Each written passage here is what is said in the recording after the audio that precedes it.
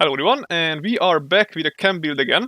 And yes, I know I have been slacking out on these for a while, but since we've gotten so many military-themed items into the atomic shop and into the game so far, or recently rather, I decided I should make a generic military-themed camp build. It's not gonna be Brotherhood of Steel. That's gonna be a different video. I made it kind of covered up on the outer side with some fences going all the way through there, where we got a junk collector. Then we've got the sort of foundations set out for this little, it's going to be a greenhouse sort of thing. And last but not least, this is what I already kind of suffered with a bit, but that's why I didn't really want to record it separately. This is basically going to be our electricity station, let's say that. And this is, of course, the volt generator, or whatever it's called, which is pretty much a fusion generator, just bigger. And if you didn't already know, it's actually exactly 2x2 foundations big.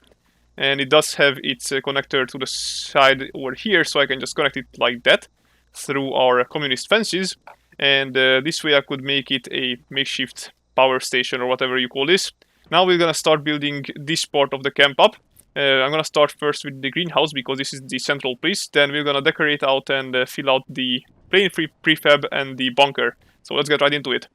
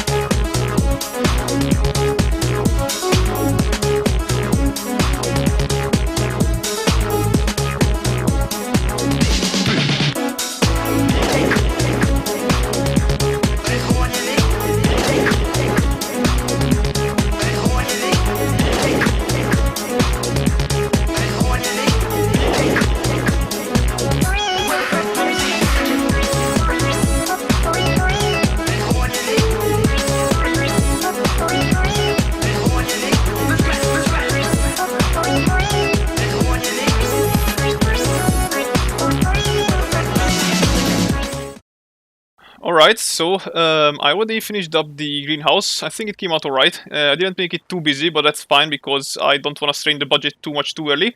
There are some decors as you come in like that. There are some, again, miscellaneous gardening tools and whatnot around here, as well as, of course, the greenhouse plants inside.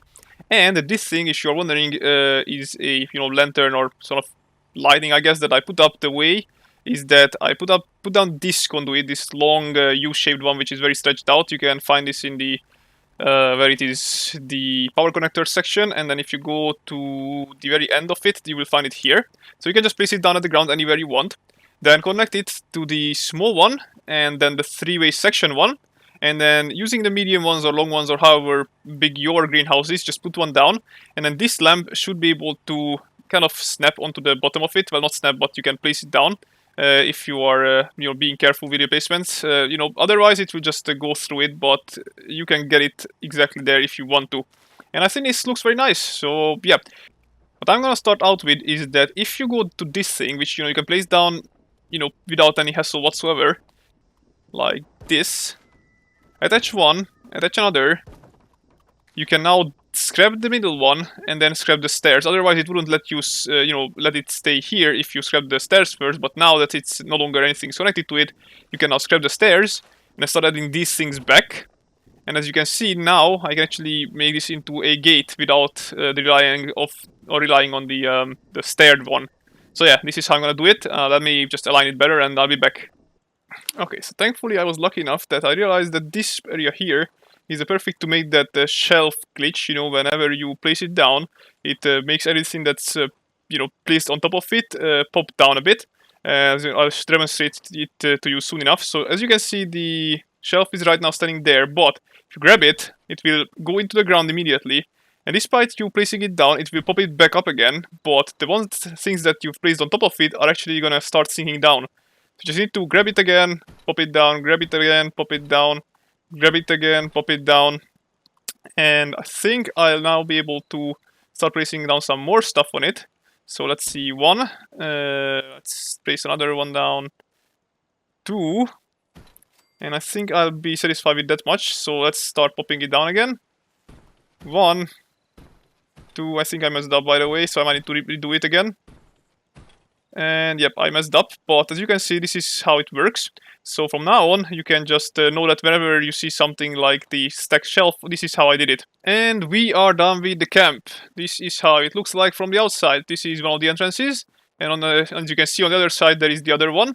There is the sort of bunker, the greenhouse attached, sort of, I don't know, just living quarters, I guess. Not really living quarters, but you know what I mean. Main building. Then there is the flying fortress. And there is a clinic that I pulled up in the meantime because I felt like that area was a bit empty and I still had the budget. And there is of course the power station. So let's go through these places one by one. First of all, let's go to the very first, which is of course next to the entrance. There is the bunker. So, the bunker. As you can see, the bunker starts off with a terminal because, you know, if you get logged in here, then the best way to get help is, I guess, through a terminal. There is a sort of communist safe here because it just sort of fits the design itself. With the Enclave plasma pistol on the wall as decor. I think they look very cool with the skin that they have on. Then we've got some of these living quarters, so to speak, you know, for taking shelter, literally, for 3 people.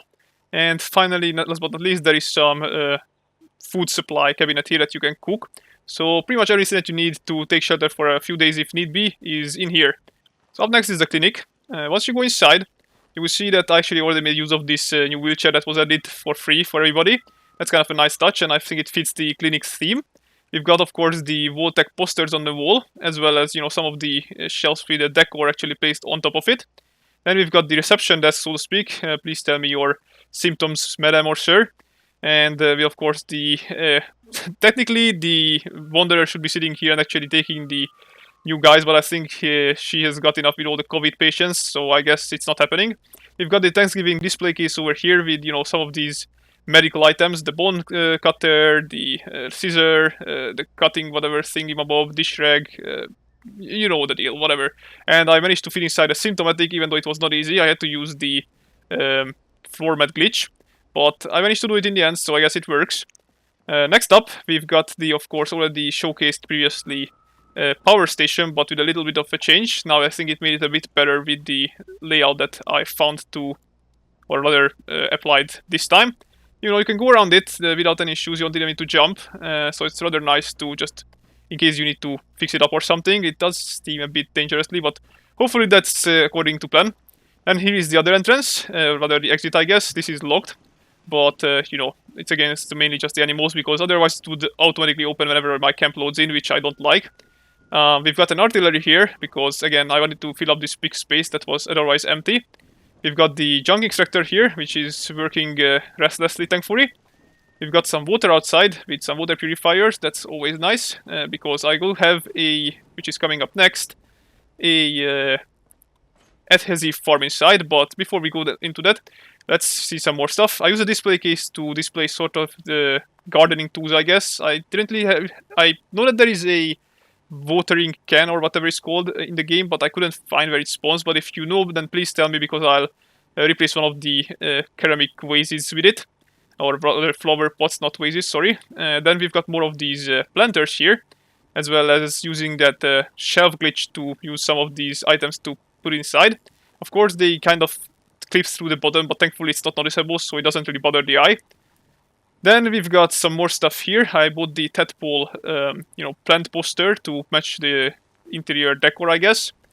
As well as having the adhesive farm here. You know, take the omute fruit and the corn with the replenishable turbo fertilizer, which I showcased earlier in one of my videos.